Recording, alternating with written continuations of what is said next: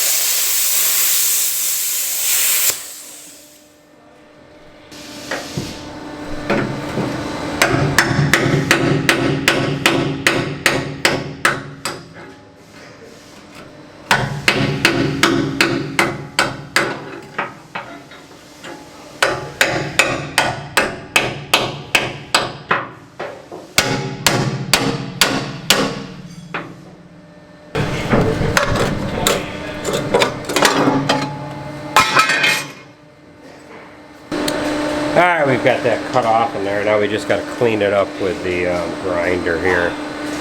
So, clean that up, get a couple of pieces cut and get them welded down. Alright, we got the grinding all done. We got our old plates taken off of the mixing screws. We got some material laid out on the bench here. Here is the old one here. Now this is 1/4 inch material. It's AR 360 or AR 400, so that's abrasive resistant steel. It's not your typical mild steel, and what that piece of metal there is the liner piece that we cut out for the door opening on the back of the mixer wagon. So that material there is the same stuff that's on the walls. I've got one piece here already cut to size and shape. That's just going to set on there like that, and then we've got to get the proper gap from the side of this plate to the wall. So I've got a piece all marked out there on the bench. We're going to cut that with a plasma cutter, and then we can start welding these in place.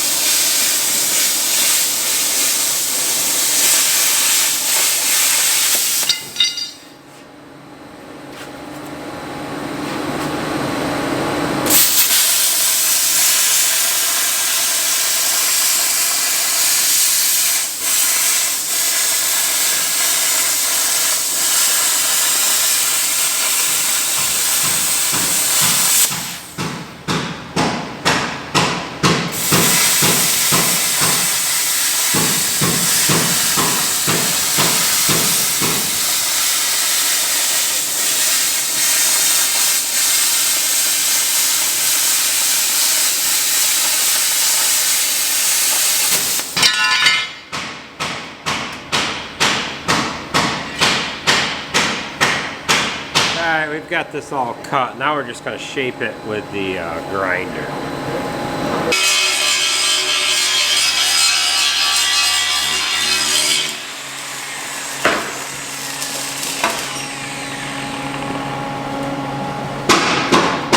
Okay, now we got this all cleaned up with the grinder. Now we're going to start welding these pieces into place here. I've got to put one on both screws, and then what we've got to do is we've got to get our gap as close as we can to the wall, and that takes a little bit of doing, but we're going to be able to get it. Alright, we're ready to weld this now. What I am going to do is I'm set up to weld on the front screw first, and I've got the welder here set up at the front of the mixer. And then once we get to the back screw, we're going to have to move to the back of the mixer. The leads are only 12 or 15 feet long on these welders. I'm going to weld today with this 350. This is a Lincoln 350 MP. And of course, I've only got a little bit of welding to do. And then I'm going to be out of wire. So we're going to have to load up with wire after we no more than get this just briefly tacked into place. So we'll get this tacked, run it until we're out of wire, and then we will have to put a roll of wire in, and then we can proceed on with the rest of the welding here.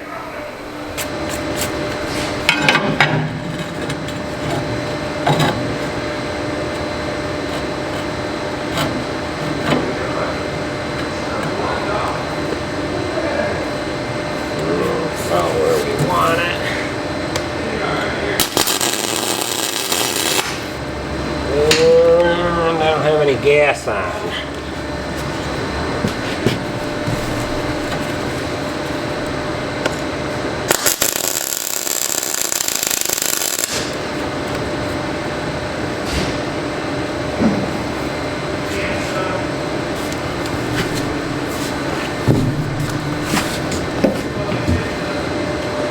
Alright, what we've done is we've tack welded that into place, and then what we want to do is we want to be able to get that piece as close to the wall as we can. So being that it's tacked in place, now we're just going to spin this mixer around, and we will see how it does with the tolerances where it comes up against the wall, because we don't want it to hit, obviously. If it does, we might have to draw it back a little bit.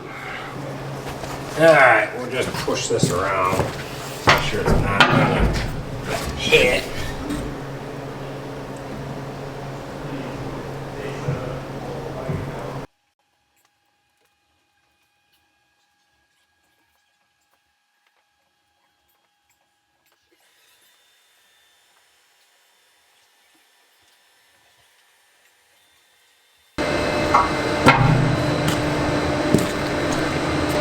Okay, we have rolled it a full revolution around the mixer. I usually just grab onto the screws and walk it around. It takes a little bit of doing, but it's usually easier if there's two people doing it. But sometimes you can just step onto one, push on the other, and get them to spin around. So that is the tightest spot there. So we can continue to weld that all into place. Then we'll do the same to the back screw.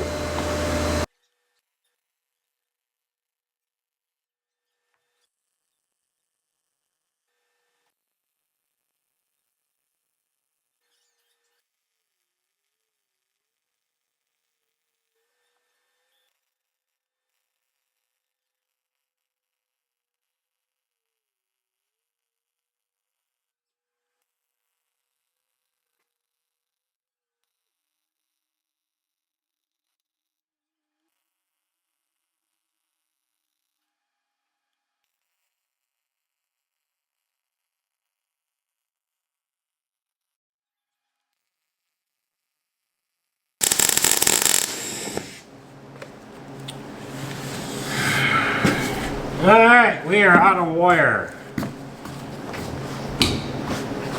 Alright, we've got our nozzle off in here, and the damn tip is caught in the, or the wire is caught in the tip. Just pull this all out. Put it on the floor for now. Lost my nozzle cap. Lift this up here like this.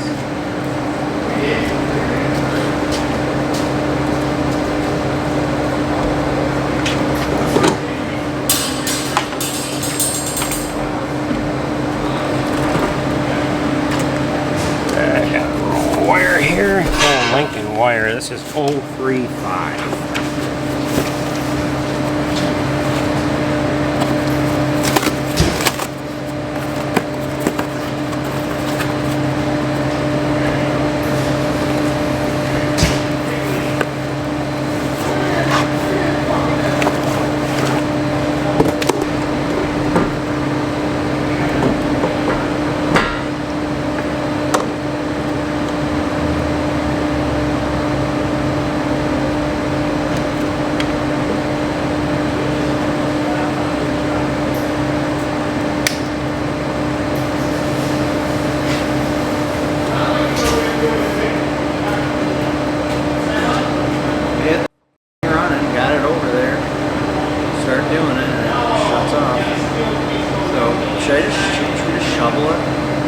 Well, you gotta get that thing running. What, did you suck all the fuel out? Yeah, right now. I'm having trouble with something. Yeah. Should I? Yeah. It was running. And then started doing it and it sputtered down.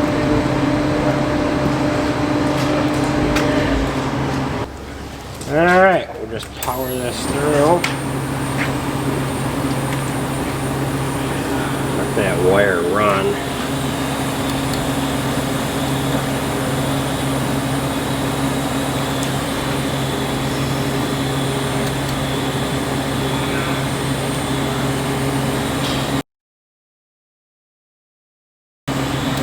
There we are. Alright, while we were welding the front, the battery went dead. We are now moved to the back of the mixer wagon, and we're going to weld the kicker on the rear screw. So we've got the front one all welded into place, and I ended up putting a goofy date on there too, so I got 12/19 on there. So we've got the back all set and ready to weld that one down. So we'll do the same procedure there. We'll tack that piece down, rotate the screw, make sure we're not hitting anywhere, and then continue welding it, and then we'll be done. Alright, that's gonna do it. We got them welded into place. Now we're gonna get our welder cleaned up. I gotta hook the battery back up on the mixer, the battery that runs the scale.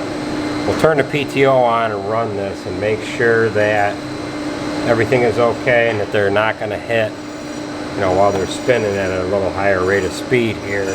And then all we're achieving here is we're just saving on fuel is all. It helps the mixer mix with those kicker plates on there. And then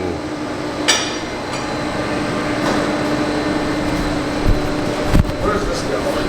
top right hand drawer. Yep. Alright, it all got out of focus here. So, what these aid in doing is saving on a little bit of fuel, and it helps the mixer wagon to mix the grains. It lifts the grains, the heavy grains, up off the floor of the mixer and gets it into the rest of the mix. So, we're going to get ourselves cleaned up here, run this a little bit, and then I've got to get to my youngest daughter's basketball game. I have not made one of them yet here because of having to run the combine. So we're going to run up to her game after we get this all back together here, and then we'll rejoin you guys tomorrow on tomorrow's project. We've got to work on the hitch on the Jamesway spreader. The scale is inside this box. I've got, or the battery is inside this box, so we've got that all hooked back up again.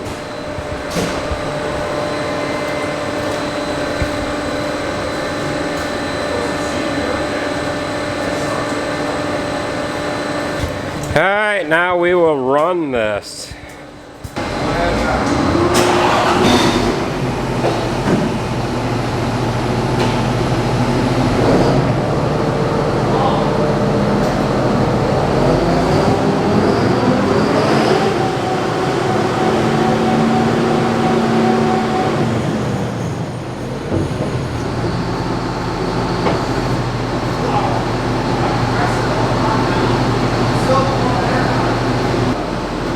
Alright, that doesn't appear to be hitting at all. I gotta head to Charlotte's basketball game, so we'll get back at it tomorrow.